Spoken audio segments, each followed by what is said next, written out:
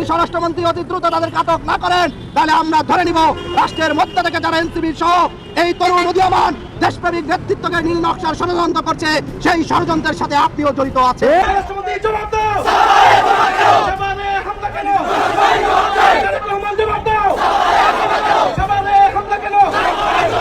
এই সরকারকে পদত্যাগ করতে হবে, এই স্বরাষ্ট্রমন্ত্রীকে পদত্যাগ করতে হবে। সাভারে আজকে নাহিদ সার্জিদের গায়ের রক্ত যারা জড়িয়েছে, ককটেল যারা ফুটিয়েছে তাদের সমাবেশে, এই বাংলার মাটিতে তাদের বিচার না করে আমরা মরব না। আর কত গোটা জাতি অতিষ্ঠ হয়ে গিয়েছে বিএনপির চাঁদাবাজি আর অত্যাচারের ঠেলায়। গতকালকেও দেখেছেন একজনের বিচি ধরে তারপরে তার কাছ থেকে 75 লক্ষ টাকার একটি চেকে সই করতে তাকে বাধ্য করা হয়েছে। জামাতের অ্যাকশন শুরু হলে বিএনপির ক্ষমতায় টিকা কঠিন হয়ে যাবে। রাজধানীর সাভারে আজকে এনসিপির সমাবেশ ছিল। সেই সমাবেশে ককটেল বিস্ফোরণ হয়েছে, আহত হয়েছেন অনেকে। এনসিপির আহ্বায়ক নাহিদ ইসলামের দাবি, বিএনপির প্রশাসনের সহায়তায় এই ককটেল বিস্ফোরণ হয়েছে। নাহিদ ইসলাম বলেন, আমরা যখন সমাবেশ করছিলাম তখন কারেন্ট ছিল না, আর যখন কারেন্ট ছিল না তখনই এই ককটেল বিস্ফোরণ হয়েছে। আমরা আবার গণঅভ্যুত্থান করব। হজম করতে পারবেন না তো এই জেনারেশনের সাথে টক্কর দিয়া খুব একটা বেশি দূর আগাইতে পারবেন না। আপনারা যেটা বলবেন মুখের উপরে জবাব দিয়ে দিবে তো ওরা বেয়াদব। আমরা বলি বেয়াদবি না করলে তো ভাই জবাব দেওয়া যায় না। এনসিপির সমাবেশস্থলে বোমা হামলার ঘটনা ঘটেছে। দর্শক খবর, এনসিপির সাভারে পদযাত্রা পরবর্তী সমাবেশস্থলে ককটেল বিস্ফোরণের ঘটনা ঘটেছে। আসসালামু আলাইকুম। আপনারা জানেন যে গতকাল এনসিপির জনসভায় দুর্বৃত্তরা ককটেল বোমা বিস্ফোরণ ঘটায়। তাৎক্ষণিক এনসিপির নেতাকর্মীরা সরকারের বিরুদ্ধে অভিযোগ দায়ের করতে শুরু করে। তারা বলে যে ফ্যাসিবাদের কিছু নেতাকর্মীর সাথে যোগসাজশের মাধ্যমে বর্তমান বিএনপির সরকারের নেতাকর্মীরা এক হয়ে এই হামলাটা করেছে। যা নিয়ে ভিডিওর শুরুতেই আপনারা বেশ কিছু ভিডিওর অংশ বিশেষ ইতিমধ্যেই দেখেছেন।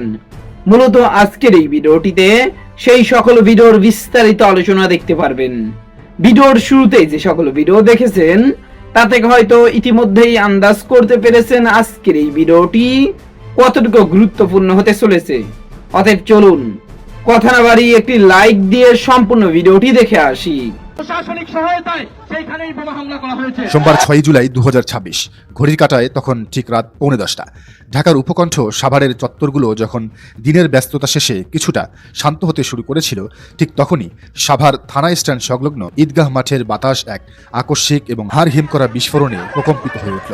24 পরবর্তী নতুন বাংলাদেশের উদীয়মান রাজনৈতিক শক্তি জাতীয় নাগরিক পার্টি বা এনসিপির পূর্ব নির্ধারিত মেগা পদযাত্রা পরবর্তী সমাবেশ তখন চূড়ান্ত পর্যায়ে। মাঠ জুড়ে হাজার হাজার নেতাকর্মী আর সাধারণ মানুষের স্বতঃস্ফূর্ত উপস্থিতি। মঞ্চে তখন ডায়াসের সামনে দাঁড়িয়ে জোরালো এবং আবেগময়ী কণ্ঠে বক্তব্য রাখছিলেন ঢাকা জেলা এনসিপির আহ্বায়ক ইঞ্জিনিয়ার নাবিলা তাসনিদ, যিনি গত নির্বাচনে জামায়াত নেতৃত্বাধীন জোটের প্রার্থী হয়েছিলেন। কিন্তু তার বক্তব্যের ঠিক মাঝপথেই কোনো কিছু বুঝে ওঠার আগেই মঞ্চের খুব কাছে বা চারপাশের কোনো এক অন্ধকার কোণ থেকে ধেয়ে এলো এক পৈশাচিক হামলা। একটি বিকট বোমা বা ককটেল বিস্ফোরণের প্রচণ্ড শব্দে মুহূর্তে স্তব্ধ হয়ে গেল সাভারের ঐতিহাসিক ঈদগাহ মাঠ। বিস্ফোরণের তীব্র ধোঁয়ায় যখন চারপাশ অন্ধকার হয়ে উঠছিল, তখন সাউথ ব্লক থেকে শুরু করে ঢাকার অলিন্দে সবার স্পিকারে এই ব্রেকিং নিউজটি আছড়ে পড়ার সাথে সাথে কাঁপন ধরেছে দেশের রাজনৈতিক অলিন্দে। এই হামলার গুরুত্ব এবং তীব্রতা অনুধাবন করতে হলে আমাদের একটু চোখ রাখতে হবে সেই সময়কার সমাবেশ মঞ্চের হাই প্রোফাইল প্রোটোকলের দিকে। এটি কোনো সাধারণ স্থানীয় সমাবেশ ছিল না। ইঞ্জিনিয়ার নাবিলা তাসনিদ যখন বক্তব্য দিচ্ছিলেন, তখন তার ঠিক পেছনে মঞ্চে উপবিষ্ট ছিলেন এনসিপির মূল চালিকা শক্তি, দলের আহ্বায়ক এবং 24-এর বিপ্লবের অন্যতম আইকন, বর্তমান বিরোধী দলীয় চিফ হুইপ নাহিদ ইসলাম। তার ঠিক পাশেই ছিলেন দলের সংসদ সদস্য এবং সদস্য সচিব আক্তার হোসেন এবং এনসিপির উত্তরাঞ্চলীয় মুখ্য সংগঠক ও তুখোর বক্তা শারজিস আলম সহ জাতীয় পর্যায়ের শীর্ষ নেতৃবৃন্দ। ভাবুন একবার, 24-এর গণ অভ্যুত্থানের পর নতুন বাংলাদেশ বিনির্মাণের যে তরুণ এবং অদম্য নেতৃত্ব আজ আইনসভার ভেতরে ও বাইরে দেশের নীতি নির্ধারণ করছে, তাদের সবাইকে একসাথে একই মঞ্চে পেয়ে এক সুদূর প্রসারী এবং মারাত্মক নাশকতার ব্লু প্রিন্ট সাজানো হয়েছিল এই সাভারের মাটিতে।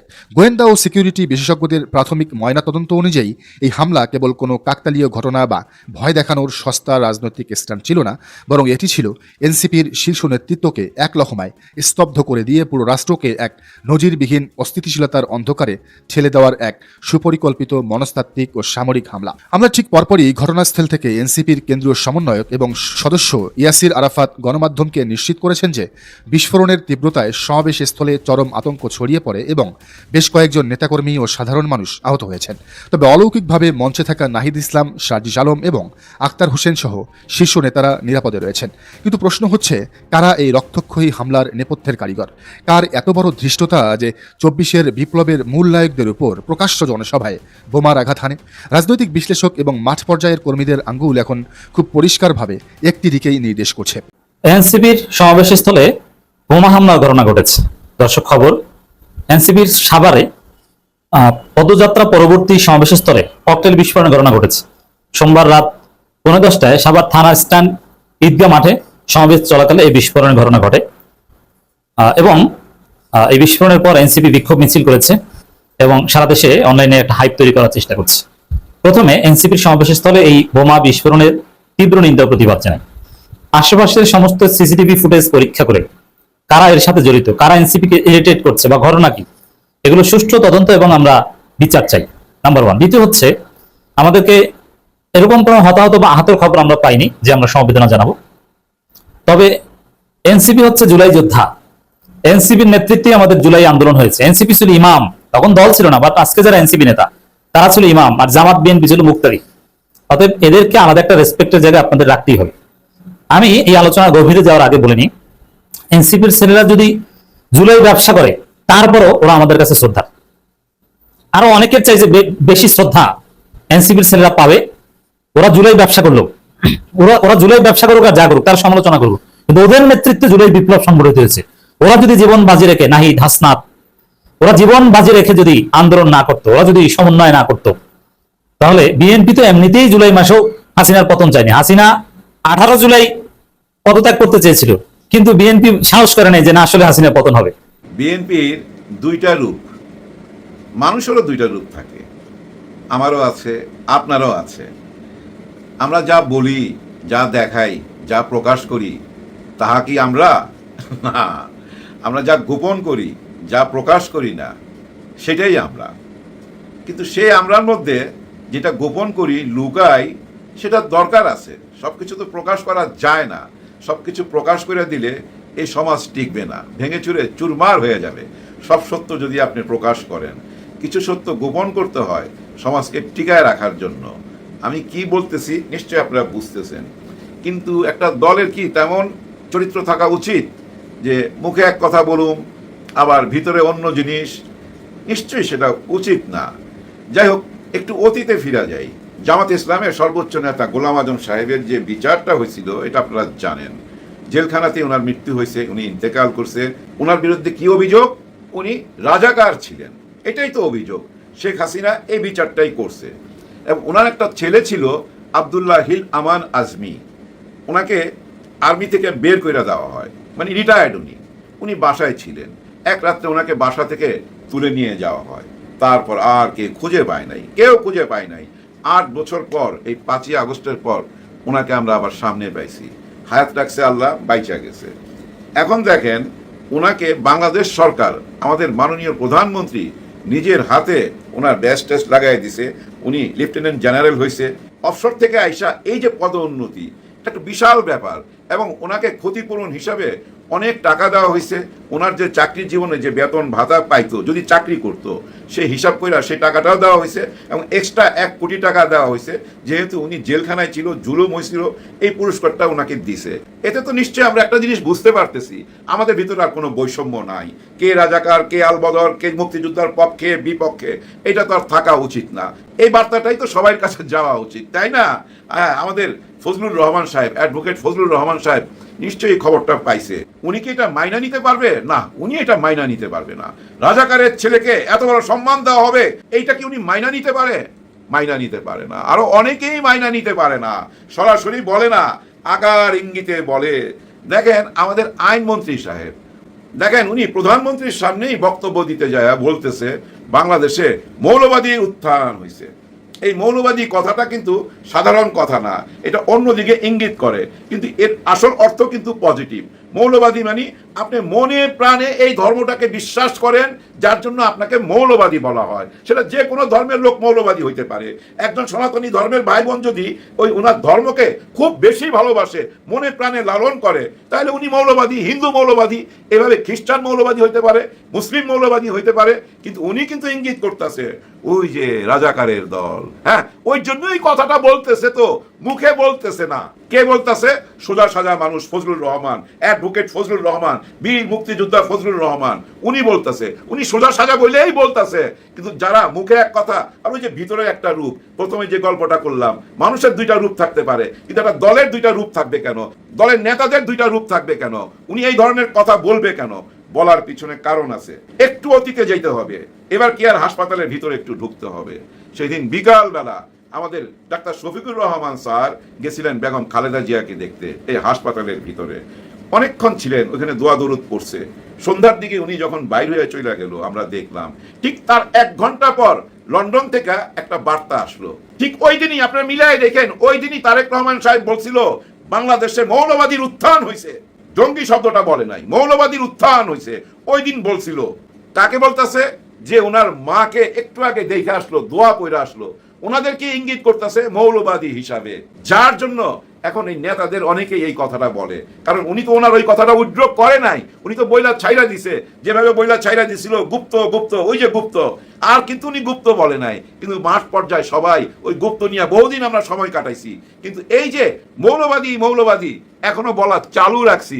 আমরা আসলে বলতে চাই কি, ওরা রাজাকার রাজাকার, ওরা জঙ্গি জঙ্গি, ওরা ইসলাম নিয়ে ধর্ম নিয়ে ব্যবসা করে, এগুলাই বলতে চাই আমরা। আর ওইটারই সারমর্ম হচ্ছে মৌলবাদী। বললা শান্তি যদি পান বলতে থাকেন, কোনো অসুবিধা নাই। বর্তমানের জনগণ, এই দেশের মানুষ আর আগের মতো ঘুমায় নাই, তো জেগে উঠছে, সব কিছু বুঝতে পারে। যার জন্য অনুরোধ করবো এগুলা বলা বন্ধ করেন, এই বিবাদটা তৈরি করেন না, হজম করতে পারবেন না তো এই জেনারেশনের সাথে টক্কর দিয়া খুব একটা বেশি দূর আগাইতে পারবেন না। আপনারা যেটা বলবেন মুখের উপরে জবাব দিয়ে দিবে। তো ওরা বেয়াদব, আমরা বলি বেয়াদবি না করলে তো ভাই জবাব দেওয়া যায় না। আর জবাব দিতে গেলে ভাই ওই যে গালি ফালি চলে আসে, ওই গালি নিয়ে কত কিছু ঘটা গেল, দেখলেন তো। এই জেনারেশন হচ্ছে মৌমাছির মতো, বুঝছেন? ঢিল দিবেন, বাঁচতে পারবেন না, হ্যাঁ, একটা ঢিল মারবেন 10টা খাইবেন। এই জেনারেশন এরকমই। দেখেন না, আমাদের প্রধানমন্ত্রী বলছিল দুর্নীতির টুটি চাইপা ধরুম, এখন ওইটারে ব্যঙ্গ করে লিখতেছে দুর্নীতির বিচি চাইপা ধরুম। কারণ কি জানেন? সরকার যতটুক আগায়, যতটুক সুনাম কামায়, যত কিছু ভালো কাজ করে, সব ধ্বংস হয়ে যায়। কাদের জন্য? ওই যে মাঠ পর্যায়ে ওইসব শয়তানগুলার জন্য সবকিছু ধ্বংস হয়ে যায়। এখন দেখেন ওই যে বিচি চাইপা ধরাটাকে মিলাইছে টুটি চাইপা ধরার সঙ্গে, টুটি চাইপা ধরার সঙ্গে বিচি চাইপা ধরা মিলাই দিছে। দুর্নীতির টুটির কথা বলছে, ওই টুটি কই থাকে? ওই বিচির মধ্যে থাকে। এটা নিয়ে এখন প্রচুর টল হচ্ছে। আপনি যতই ভালো কাজ করেন না কেন, মাননীয় প্রধানমন্ত্রী যতটুক আগায় যান না কেন, আপনার টাইনা নিচে নামায় নিয়ে আসবে কে জানেন? বিরোধী দল না, আপনার দলের লোক। আপনার দলের লোকের কারণেই আপনি আগাইতে পারবেন না। আমার এই ছোট্ট কথাটা আপনারা নোট করে রাখেন সবাই। আপনারা কোন কথা কখন বলেন, কেন বলেন, কি উদ্দেশ্যে বলেন, আমরা তো বুঝি। যেমন আমাদের মাননীয় স্বরাষ্ট্রমন্ত্রী সাহেব আজকে বলতেছিল made in India. K? Awami League, Sheikh Hasina. Made in India, made in ইন্ডিয়ার আর কোনো জায়গা হবে না বাংলাদেশে। আর কাদের হবে না? মেড ইন পাকিস্তানের, তাদের কোনো জায়গা হবে না। এই দেশে জায়গা হবে কাদের? জাতীয়তাবাদী দলের জায়গা হবে, ওই বিএনপির জায়গা হবে, আর কারো জায়গা হবে না। এখন দেখেন উনি যে মেড ইন ইন্ডিয়া বললো শেখ হাসিনা বা আওয়ামী লীগকে, এখন মানুষ বলতেছে ও ঠাকুর ঘরে কে রে কলা খাই না। কারণ উনাকে সবাই মেড ইন ইন্ডিয়া বলছে না, Shillong Shillong made in India. যার জন্য এখন উনি মেড ইন ইন্ডিয়া বলতেছে আওয়ামী লীগ আর হাসিনাকে। তার মানে আমি বাংলাদেশি, আমি মেড ইন বাংলাদেশ, এইটাই তো বুঝাইতে চাইছে। এটা নিয়েও ট্রল হচ্ছে, মানুষ এইটাও বিশ্বাস করতে চাচ্ছে না।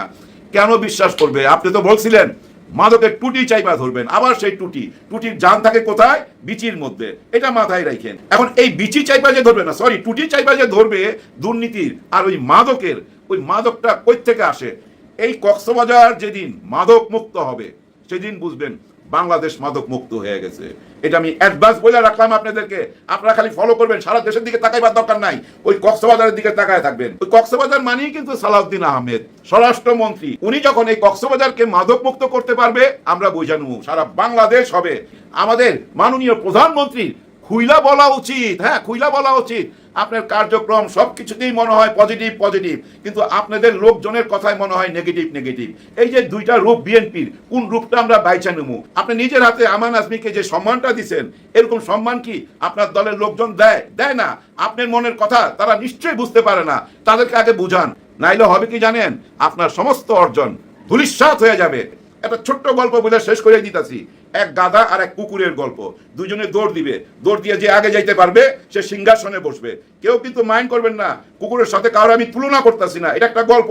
আর কুকুর হচ্ছে ভাই সবচেয়ে আপনজন, সবচেয়ে বিশ্বস্ত প্রাণী। বাঘের বাচ্চা বললে খুশি হয়, কিন্তু বাঘের কাছে যাইতে পারবেন, সঙ্গে সঙ্গে থালা মাইরা খায়া ফেলাইব। আর এই কুকুর আপনার জীবন রক্ষা করবে, আপনার পাহারা দিবে, আপনার বন্ধু, সে অর্থে নিবেন। ওই কুকুর আর গাধা দৌড় দিছে, যে আগে যাবে সিংহাসনে বসবে। গাধা দৌড়ে যায়, ভাই সিংহাসনে বসে গেছে, বসে এদিক তাকায় ওদিক তাকায়, কুকুর ভাইরে দেখে না। আমার ভাইটা গেল কই? কিছুক্ষণ পর দেখে হাঁপাইতে হাঁপাইতে ওই কুকুরটা আসছে। কি ভাই তোর এত দেরি কেন? তোর গায়ে খামছি কেন? হ্যাঁ, ওই কুকুরের গায়ে খামছি, রক্তাক্ত কামড়। ওই কুকুর তখন ওই গাধার কাছে কাইন্দা কাইন্দা বলতেছে, আমার জাতি ভাই আমাকে রাস্তায় আটকাইছে, প্রত্যেক মহল্লায় মহল্লায় বাধা দিছে, আমার জাতি ভাইরা ঘেউ ঘেউ করে আমার কামড়াইছে, আমার সময় নষ্ট করছে, প্রত্যেকটা মহল্লা পার হইতে গিয়ে আমি বাধাগ্রস্ত হয়েছি, যার জন্য সিংহাসনে বসতে পারলাম না। দেখেন, সে নিজের জাতি ভাইয়ের জন্য সিংহাসনে বসতে পারলো না, পথে পথে বাধাগ্রস্ত হইলো। এরকম যদি বাধাগ্রস্ত হইতে থাকে কোনো সরকার, কেউ তো আগাইতে পারবেন না। এই সরকার ওই সরকার যে সরকারই আসুক না কেন, তার দলের লোক যদি, তার নিজের লোক যদি তাকে বাধাগ্রস্ত করে, সে কি আগাইতে পারবে? জীবনও আগাইতে পারবে না। যাই হোক, বুঝাইতে গিয়ে অনেক রকম কথা বললাম, কেউ কিছু মনে নেবেন না, ক্ষমার চোখে দেখবেন। বিদায়ের আগে শুধু এইটুকুই বলবো, জুলাই চলতেছে, 5ই আগস্টের আগ পর্যন্ত আমরা অপেক্ষায় থাকবো। 70% ভোট নিয়ে আমরা এখনো অপেক্ষায় আছি। আর আপনারা 51% ভোট নিয়ে সংসদে চলে গেছেন, সিংহাসনে বসে গেছেন, দেশ চালাইতেছেন। 70% ভোটের অধিকার কই? সেটা কি আপোষ হবে? নিশ্চয়ই আপোষ হবে না। বিরোধী দল যদি সেই অধিকার আদায় করে না দিতে পারে, বিরোধী দলের রাজনীতি ধ্বংস হয়ে যাবে ভাই, এটা মাথায় রাখেন। আমি আশা করছি সম্পূর্ণ ভিডিওটি দেখেছেন এবং এই ভিডিওর সাপেক্ষে আপনার কি মতামত সেটা অবশ্যই কমেন্ট বক্সে জানিয়ে যাবেন। ভিডিওটি ভালো লেগে থাকলে শেয়ার করতে ভুলবেন না। আমাদের এই চ্যানেলে নতুন হয়ে থাকলে চ্যানেলটি সাবস্ক্রাইব করে চ্যানেলের পাশে থাকবেন। আর যারা ইতিমধ্যেই চ্যানেলটি সাবস্ক্রাইব করেছেন তাদেরকে অসংখ্য ধন্যবাদ। দেখা হবে নতুন কোনো ভিডিও নিয়ে, ততক্ষণ সবাই সুস্থ থাকবেন। আল্লাহ হাফেজ।